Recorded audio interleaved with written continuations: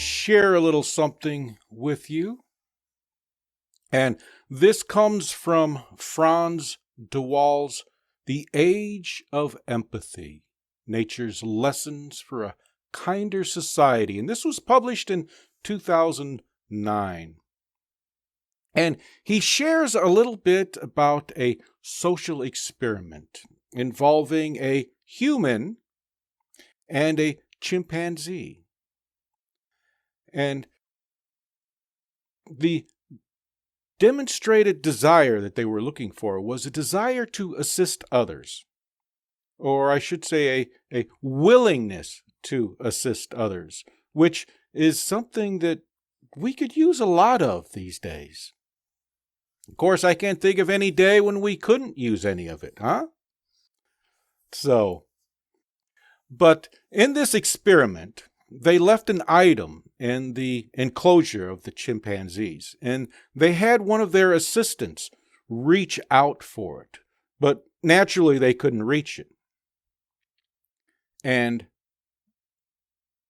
the chimpanzee went over and retrieved the item and handed it to the human. Now, the interesting thing with this experiment is typically they use the reward system. And there was no reward system involved at all. The chimpanzee just went over to the item, picked it up, and handed it to the assistant who was reaching for it. And another thing that's interesting about this is that in the primate societies, chimpanzees, gorillas, and such, the dominant culture, the dominant group, the leaders of the group are typically more pro-social than their counterparts. Meaning that the males and the females that are part of the dominant structure, the elite group there, are more pro-social, are more willing to give assistance than the rest of the females or males in the tribe. Something of interest, and I will say thank you for allowing me to share that little bit with you. And now I would like to introduce the Reverend Thomas. I'm sure that he has some words of wisdom to share with us and some stories to go along with it. Story time. Thank you, Reverend Philip.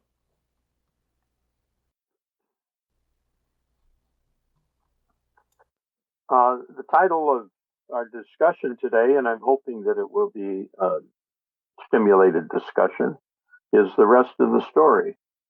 I think probably we're all familiar with Paul Harvey. That was always his thing. And it led me to think about what it is that would happen if we knew the rest of the story. We have minor and major interactions and happenings throughout our lifetime, but seldom do we really know the rest of the story, what kind of impact we had. There's a story that I'm just going to paraphrase.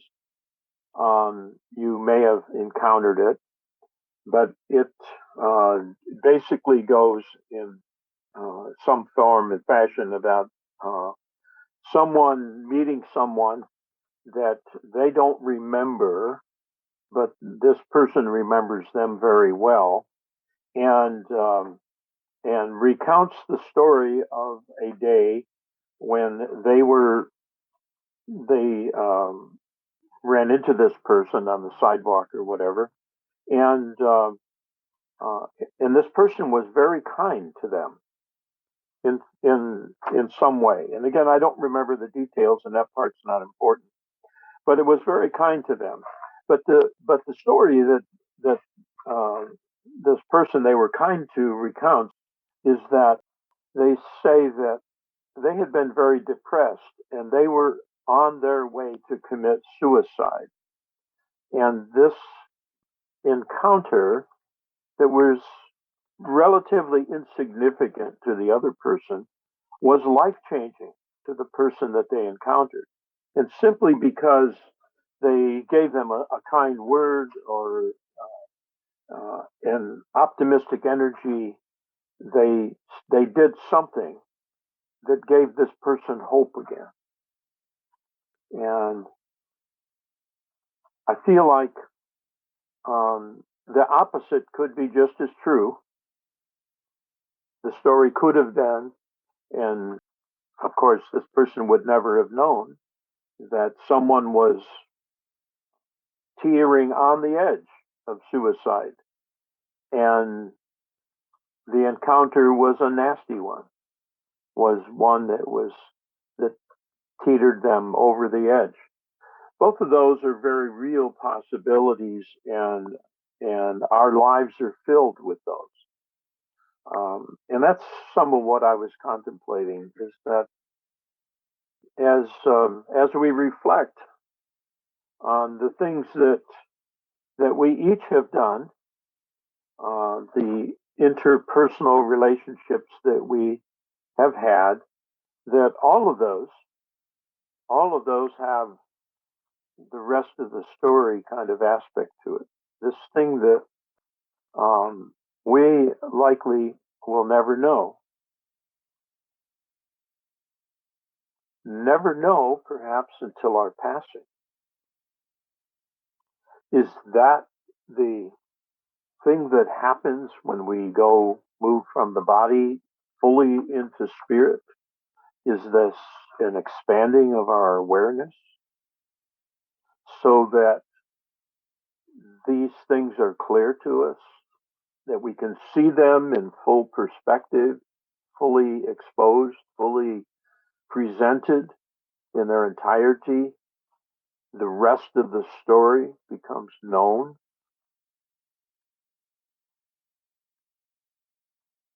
Is that a blessing? Is that a curse?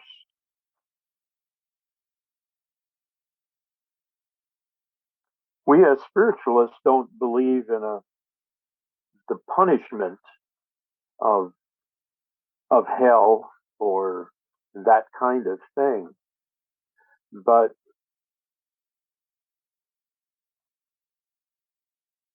having a full awareness, certainly could be filled with an awful lot of grief and regret.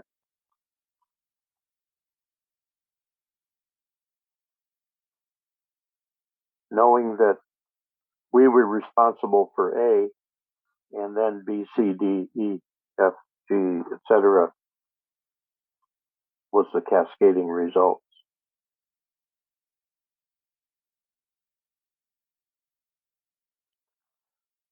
But I suspect that's going to be a mixed bag. That there are going to be encouraging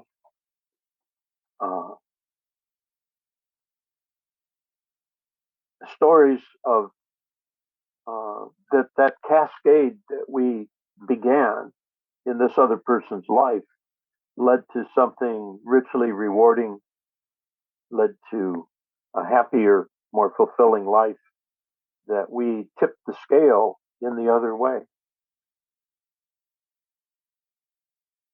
And it's important that we balance, what we feel about ourselves, that we don't judge ourselves too harshly. And ultimately, I feel like neutrality is where we need to be. That we need to not, achieve or have pride for the things that we've done well, nor condemnation for the things that we could have done better. For the whole purpose is understanding. The whole purpose is living and learning. We do our best, do the best we can with what we know at the time. And we have to always, put it in that light that, what's the old saying? I would have done better if I could have done better. And it's where we are in our own growth and our own knowledge. And the way we reacted to a situation 20 or 30 or 40 years ago is likely very different from the way we react today. And sometimes having the same or similar experience again and again is a way for us to mark progress. It's a way for us to see how our reaction, our response has been different over time.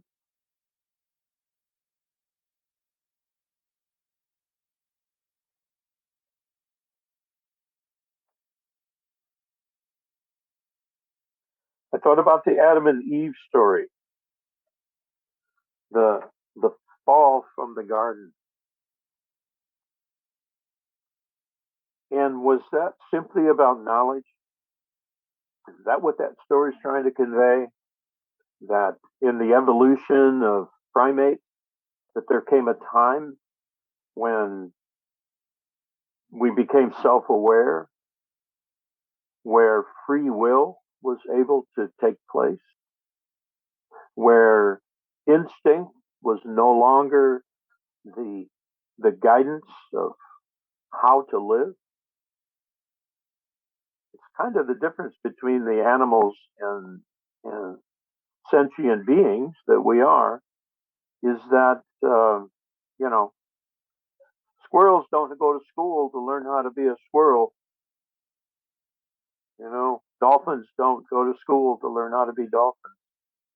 Now, there's a certain amount of training that happens with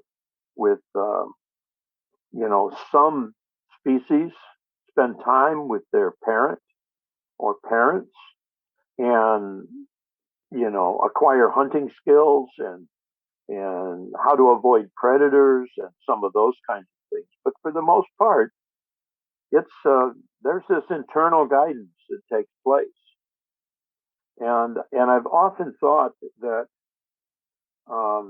that is kind of the difference with we human beings, we spiritual beings having this human experience, is that we have to elect to connect with ground control, if you will, with that guidance from above.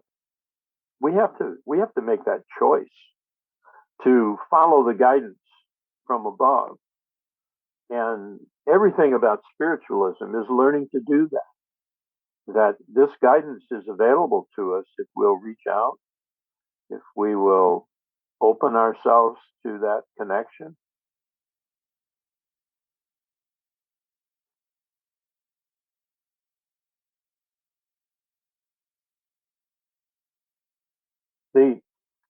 The messages we receive at every one of our services, it's a demonstration of this connection with the other side. And of course, it's that advice, and I will call it that, because I think in the end we have to weigh it, because we're responsible for the decisions that we make. And we must never forget that no matter what the source of the advice, it should not overpower our own inner guidance, because ultimately that's what we're trying to nurture. That is the ultimate goal, is that for each of us to have that internal connection so that we can be guided in the moments in our lives when guidance is important and needed and wanted. And meanwhile, there's this external source of guidance, and I feel like it should be treated like as if you were to consult any expert and they give you advice. You have to weigh the advice and then make the decision. It is our decision to make. And the rule of thumb that I feel is important is does it make us more dependent or does it make us more independent? And if we become dependent on external sources for guidance, that it's been my experience that eventually they'll let you down big time. And that's a whole nother story that we won't begin here. But external things will guide you very well until you become over dependent. And then they're going to kick you out of the nest. Then they're going to give you bad information.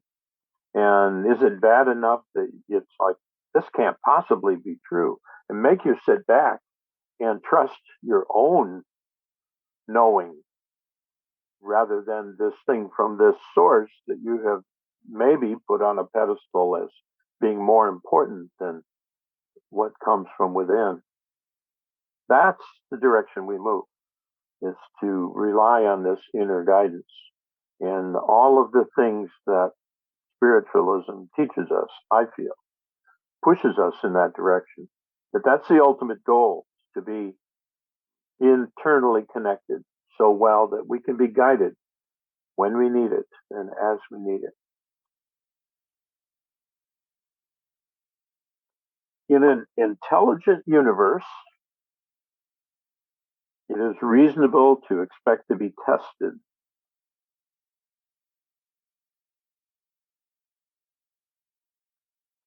Overdependence or external guidance will eventually stop giving good information, forcing us to depend on our own inner knowing.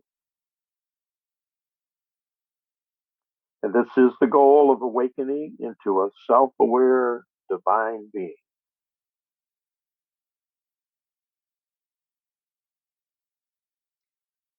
Well, I felt like your talk today was uh, very timely and applicable just about at any time. And I appreciated some of the reminders that you passed on. And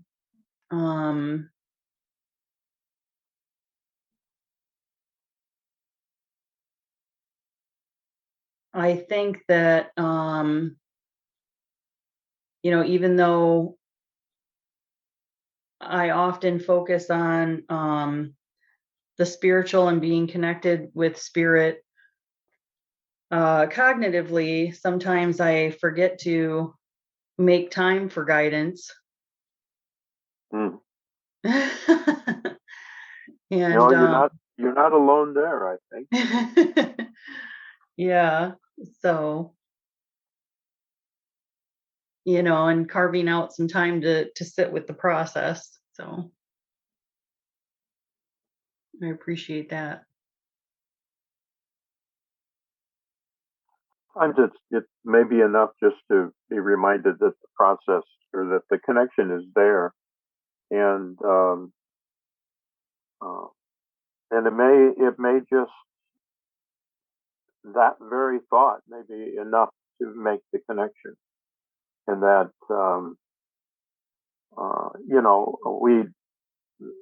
we sit in quiet times and sometimes with all of the trappings of good meditation, but none of it is necessary. The shift is an internal one, and I'll just remind you that it is there, waiting for that connection. And once you've made the connection with all of the help of a really comfortable situation and maybe some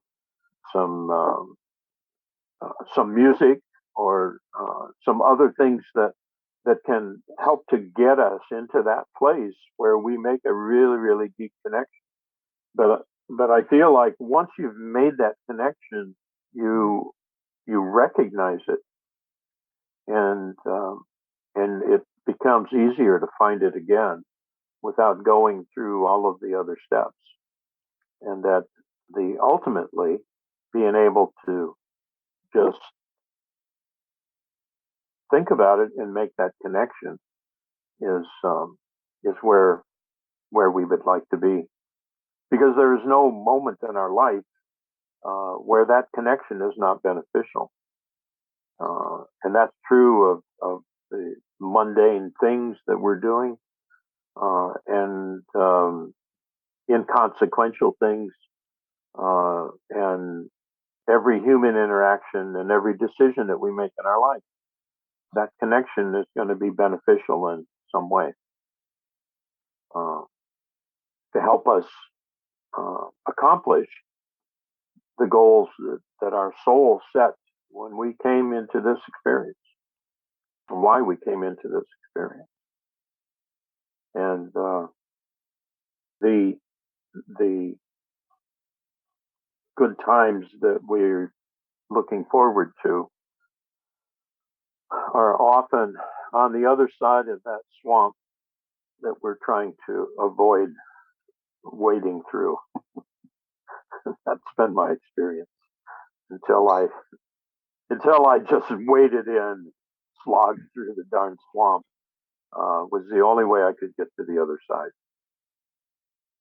Well, I also appreciate that there is an undercurrent of acceptance in a lot of your topics, and the way that you present things, and it's just it helps me to shift into that energy, especially in times when I'm upset about happenings or people's actions, and I'm able to shift that mindset and that energy a bit with that reminder. And I I feel like the biggest result begins to come from the smallest shift, and that is that when you've been doing the heavy work, it's big shifts that result. But as you're fine tuning, the shifts are going to become more and more subtle. So keep that in mind too, because when you've been on this journey for a while, you get used to bigger shifts, and you keep looking for those.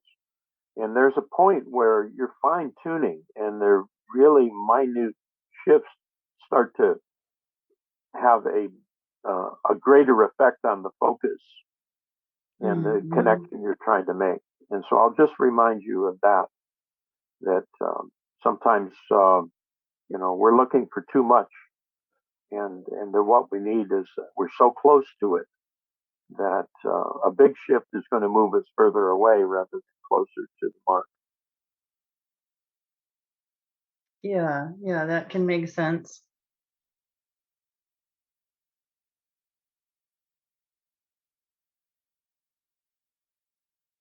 I use the analogy sometimes of focusing a lens in the single lens reflex cameras we used to have with a lens, and you turn the focus, big movement, smaller, smaller, smaller, smaller, hardly any movement to finally click it into focus, boom, there it is. And you hardly touched it.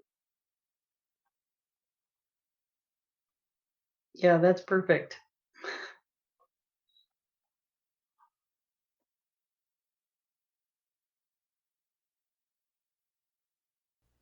Any thoughts you might like to add, Sandy? I think it was pretty timely. I usually try to write a few points as you're speaking, and I just reminding myself about the relying on the inner guidance, because I think we too get so outward in our focus for answers and things like that we can certainly sometimes tend to not even notice what we're telling ourselves, because we get so caught up in the exterior. So I liked being reminded of that today. And I think it was really timely for me. So I liked we have to elect to connect. And I wrote that down because I really liked that. That was good. So yeah, like I say, the daily life, it can tend to take us totally out of focus to where we really should be looking for the guidance. So I like it. It was great. Thank you. Hmm.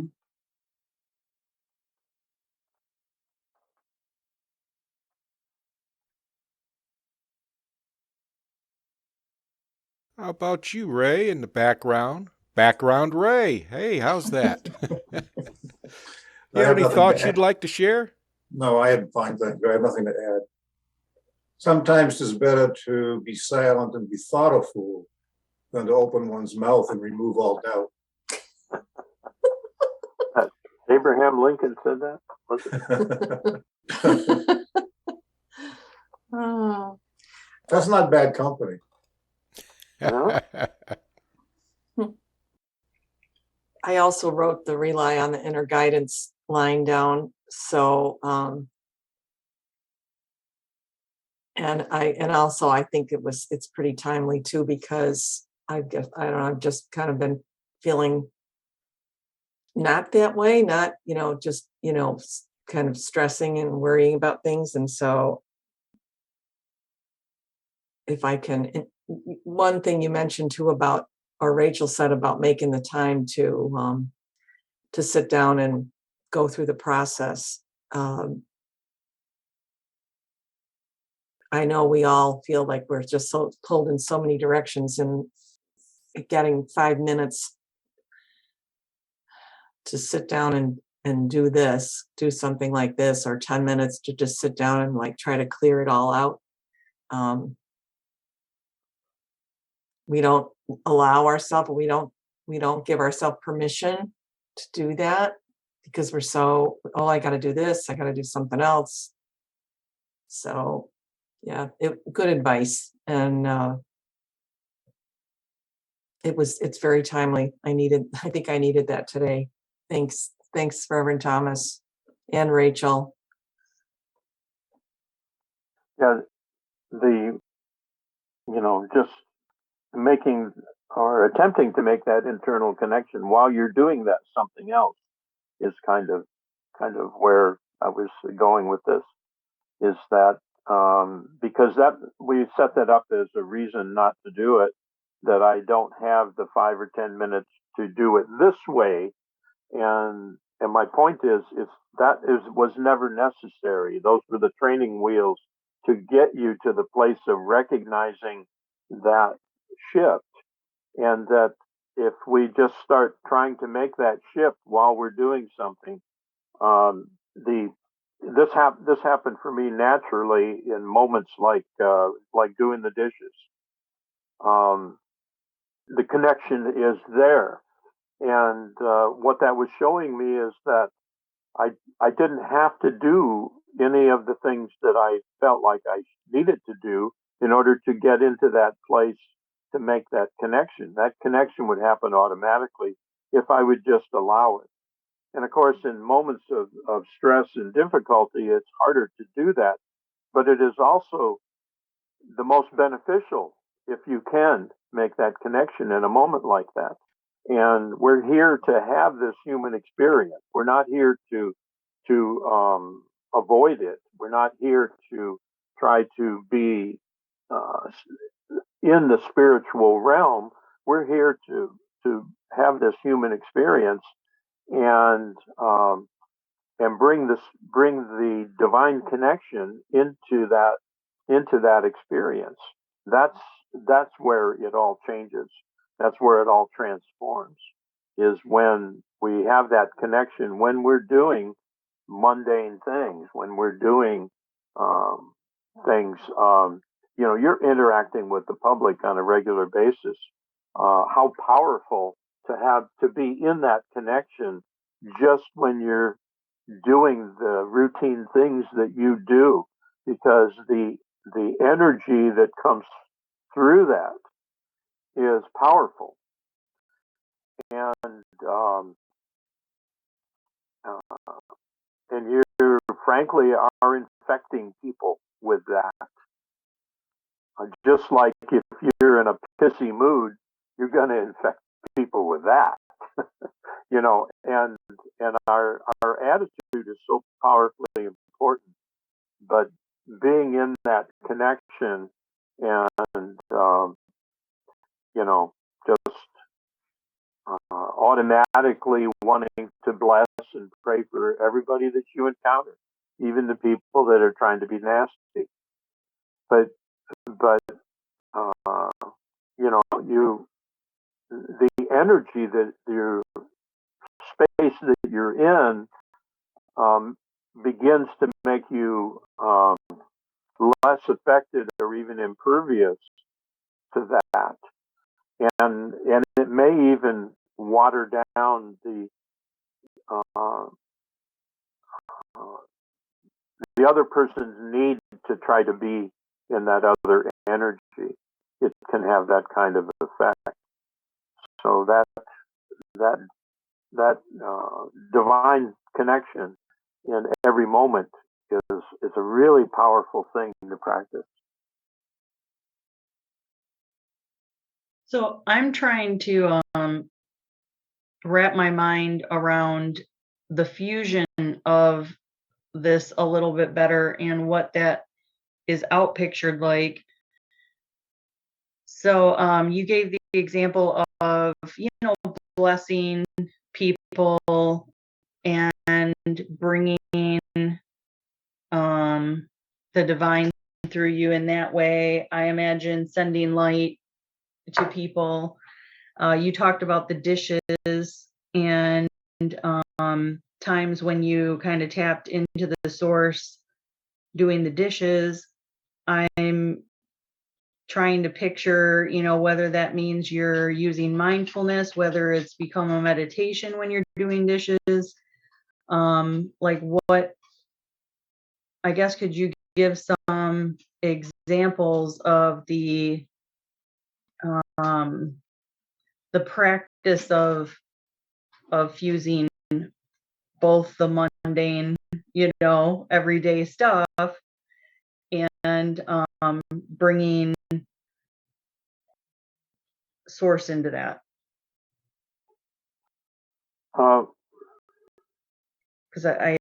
Well, I think that's what you're my saying. initial response is it goes back to what I said earlier, and I feel like you're looking for a bigger shift, something bigger, something unusual, something, and No, not and necessarily. well, I'm but just the shift that one has, one does not, you know, stop, you know, washing the dishes. One just becomes, it's just in a place that is very much at peace, and and in that place, um, inspirations can't help but flow. It's a very inspiring time. The connection. It's peaceful. It's relaxing. It's you're all of those things, and um, and when it happens, you can recognize that, wow, this is the same kind of place that I got to after 20 minutes of meditation, you know, in another time. And so I don't know if I can describe it better than that, other than just to encourage you to think about it and try it, and just, you know, just with a thought It's just as simple as, you know, being at peace and being connected. And you can even use those words in your mind to, I want to be at peace. I want to be connected with the divine. And, and that may be enough to move out other feelings, other thoughts. Sometimes they're going to be easier than others, but when it happens, it will happen easily, and it makes it easier to override a more difficult time and make it happen then. Um, I hope that helps. Yeah, I think that helps a little more, because I was trying to understand the message and how that's, out pictured, or what you're feeling and thinking in those moments that you're describing. So that helps. It sounds like you're talking about times when we tap into the flow, or being in peace, radiating peace to others, being in peace in our tasks. Right. And it's and I'll remind you that, and this has been you know well, this is experiences from the healing work, is that if you're that an external goal is always diminishes the effect of the healing. That is that uh, if you have a goal of sending healing energy to another, that almost is a detriment to what can be done. That it um, letting go of expectations is far more powerful. Opening yourself as a clear channel for the highest and the best good of all concerned is can be a more powerful way of of allowing healing energy or divine energy to flow and emanate through us and from us. Mhm. And that getting the mind out of the way seems to be key to these channels being the more open than they are. We start to, sometimes I describe it as, the difference is getting the ego out of the way or not. Mm. And that the ego is so closely connected with our thoughts and our minds that,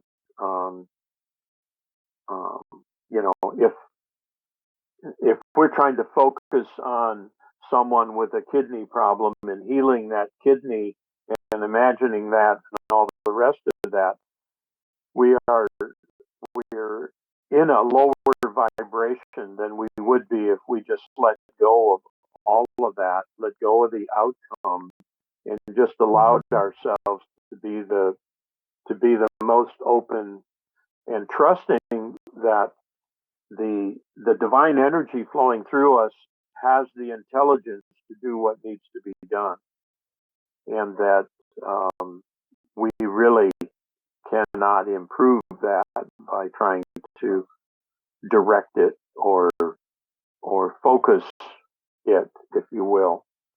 Mhm. That technique has been the most effective in my healing work, and I feel like the healing work is very similar to the connection with the divine source in um, in just being at peace and being trying to we're actually allowing our vibration to rise into that that love, closer to that love vibration, and that's what we're experiencing. So being connected as we walk through our life is kind of the ultimate goal, and that connection will serve us, or we disconnect from that and we're on our own, and that's the way we have spent most of our life, is disconnected and on our own, making decisions, experiencing the consequences, evaluating all of that, and the thing that was missing in every case was connection to the divine, and had so that's where all of our life experiences, I feel, is leading us, is to is away from dependence on the outer and to that connection with the inner. Yeah, that makes perfect sense now.